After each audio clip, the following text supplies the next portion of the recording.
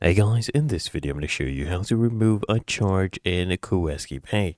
Now, the first thing I want you to do is come to kueskipay.com, scroll all the way down until you see this section right here that says personal loans.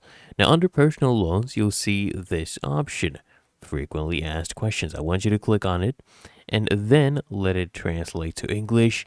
Then I want you to scroll all the way down under direct debit payments. This last option right here, how do I cancel my direct debit? I want you to click on this, okay? And here it will basically tell you to complete a form and send it to this email address, support@kueski.com. And the cancellation will basically be made with a maximum of 72 business hours after you send the document with the requested information. So you click here to complete this form. You can download it, you can print it up, and then fill everything up and scan it and send it back. Or you can use a PDF editor, just send it to the email they have requested, and it'll be done within 72 hours. Really that easy. If you found this helpful, make sure you smash that like button and subscribe to the channel.